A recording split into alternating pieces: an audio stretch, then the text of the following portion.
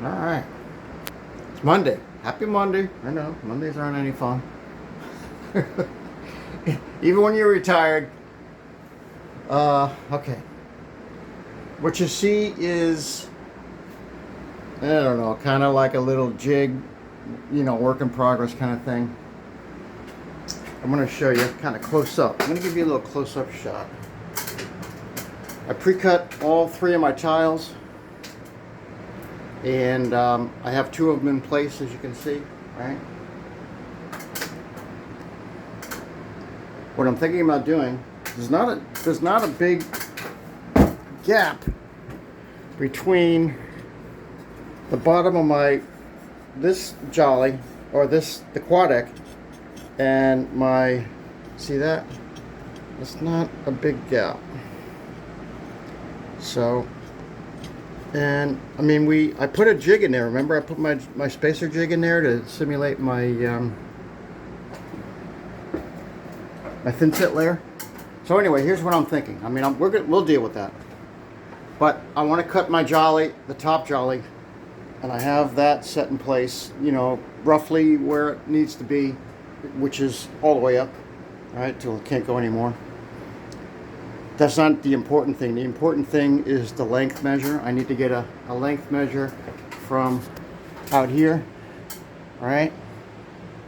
This out here, like roughly this edge, which is almost the same thing, to the same thing, the mirror image on the other side of that. So, and that's what I'm gonna do in the next few minutes here, is get that measure.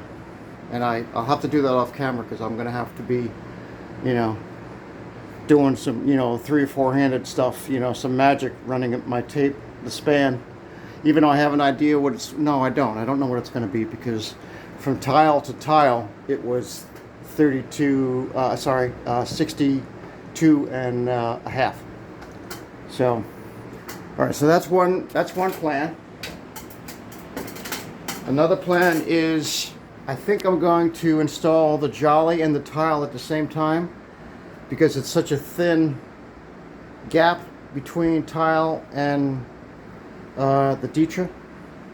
The Schlitter banding, what's not Ditra? Ditra's something different. So I think I'm going to do two at the same time. I'm going to get my thin set ready and get that going and install both at the same time. This way it's done. Oh, you see my clamps? Yeah, I didn't even talk about my clamps. My clamps with a little flexible foam. I got this from something I ordered, and again, I try to repurpose things if I can. And after I get done with this, using it here, I might put it around my copper pipes, even though those are all cold water. It's not going to do too much. Or maybe I'll put it back there along my hot water going to the bidet. That's hot, right? See the hot water there going through? So I try to repurpose what I can instead of having it wind up in a landfill. All right, so the immediate things is to get a measure, the distance for the jolly, the top jolly piece, and get that cut. I got to find the best hacksaw blade I have. I'm thinking about, well, let me take it into the shop. Hold on. Okay, I got to put another coat on my, I still haven't done this yet. Been a little bit lazy. Look, I got a bug. Oh no, it's not a bug, it's something else. Okay, good. So here's the jolly, right? Now this is a trick that I learned back in the day. What was it for? I was actually installing vinyl. A trick to the old vinyl installers is you cut your butt edges on a little bit of a bias, right? So that takes a lot of the meat away from the bottom part. So, because the only piece that you really want the perfect fit is the very top piece. All right, let me see if I have a pencil. Hold on, let me show you something. Okay, so here's what I'm referring to. See my pencil mark? That's ever so slightly canted back. Because remember, the only place that's going to touch on the jolly, well, the only important part that's going to touch is this top part. That's where you'll see it. That's where you want to have like the most perfect cut imaginable. So I'm going to try cutting it just on a little bit of a, call it a bias, a little bit of a cant, you know, whatever you want to call it. A bias is a good word, right? Just a little bit from there. Not, you don't want to make it a big angle, right? You just want to make it, you want to remove the meat from below. And you want to do that all the way down, right? All the way down the line there.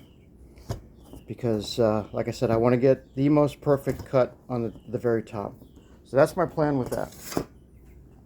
So that's the first thing I got to do is measure, get a good measure. I'm going to cut it probably a little loose, a little fat, you know, a little bit over, and do my cut. And then if it's a little bit of a tight fit with a little bit of a bow that I got to push up, that will probably be okay. I don't know if I want a net. I definitely don't want a loose. Now, when I say net, that means like right at it, you know, right on with it. That would be a net cut. So we're gonna experiment with it, but I'm gonna make both of my sides on a bias. Now the bias is, since I'm doing 45s, that's another important thing too. So let me let's see, make sure. The bias is going to go in a different direction. It's going to be going this way, because my 45 is going to be something like this, right? My 45 will be something like that. So the bias is going to be, well, actually, no, wait a minute, that's going to still be right. Yeah, because we want to get rid of the meat down here. So I'm going to be angling my hacksaw blade a little bit like this, not straight up and down, but just a little bit like that. Okay, if you get the principle. So the trick is to remove as much, you know, more meat down here than you need, because you don't need this. You don't need all this meat. The only thing that's going to make it matter is this part up here. All right, so I think I explained it pretty well. Let me get some work done, and I'll show you. I'll take you along with for the ride during this whole thing. All right, thanks for watching. Stay tuned. More to come.